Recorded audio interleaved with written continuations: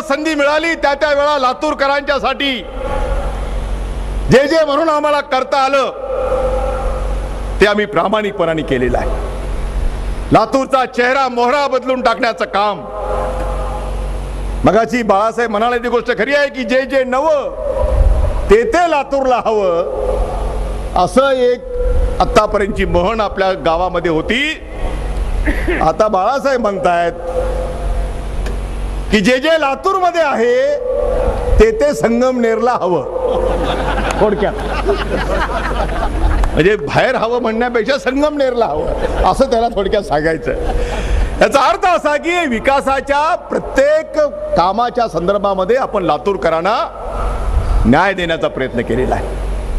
मला आनंद आहे की 2 वेळा या राज्याचं मुख्यमंत्रीपद श्रीमती सोनियाजींच्या आशीर्वादाने मला मिळालं आणि त्या मुख्यमंत्रीपदाच्या कारकिर्दीमध्ये महाराष्ट्राचं भलं करत असताना लातूरकरांना मात्र आम्ही जेवढं जास्त देता येईल तेवढं देण्याचा प्रयत्न केलेला आहे.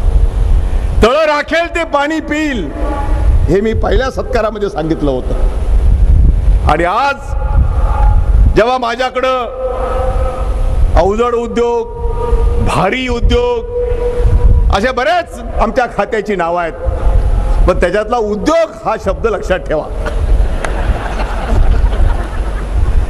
आणि असं हे उद्योग माझ्याकडचा विभाग आहे की ज्या विभागाच्या अंतर्गत अनेक नवे नवे जे मागच्या काळामध्ये या देशाचे पहिले पंतप्रधान पंडित जवाहरलालजी नेहरू यांनी सार्वजनिक उद्योगाला एक नवी दिशा देण्याचं काम केलं. गरीब माणसाला काम मिळालं पाहिजे, कष्टकऱ्यांना काम मिळालं पाहिजे आणि उद्योगाची वाढ झाल्याशिवाय तरुणांच्या हाताला रोजगार मिळणार नाही हे स्वप्न पंडितजींनी पाहिलं. आणि जेवढे म्हणून इंग्रजांच्या काळामध्ये सुरू झालेले उद्योग याचं राष्ट्रीयकरण केलं गेलं आणि ते सगळे उद्योग या देशातले हे माझ्या खात्याच्या अखत्यारीमध्ये आहेत. काही काही उद्योग 150 वर्षापूर्वी सुरू झालेले उद्योग माझ्याकडे आहेत. अनेक नवे उद्योग की ज्या मधल्या काळामध्ये मग ते HMTचं घड्याळ असेल जे तुम्ही पूर्वी बांधत होता हातामध्ये, HMTचा ट्रॅक्टर असेल किंवा ऊर्जा निर्मितीसाठी लागणारं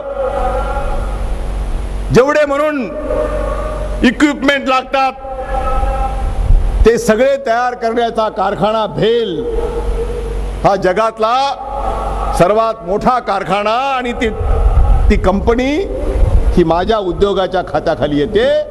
आणि मोठ्या प्रमाणामध्ये आज वीज निर्मितीसाठी लागणारं साहित्य जोपर्यंत आम्ही निर्माण करणार नाही, एकमेव कंपनी आहे या देशामध्ये वीज निर्मितीसाठी लागणारे सर्व साहित्य निर्माण करण्याची एकच कंपनी आहे.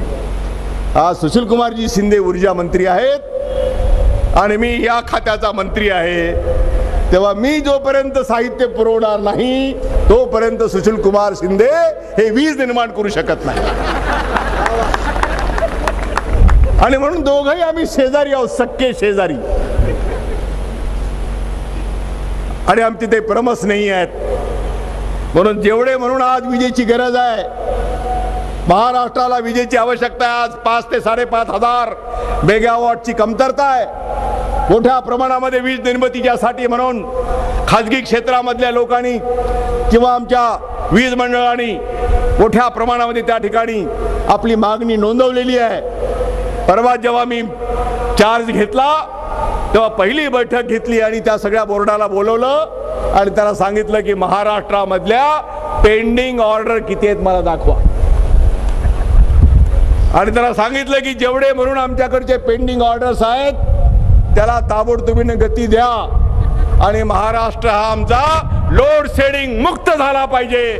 त्याच्यासाठी लागणारं सर्व जे काही साहित्य आहे ते तातडीनं त्याला पुरवलं पाहिजे. हे काम माझं पहिल्या दिवशी सुरू झालं.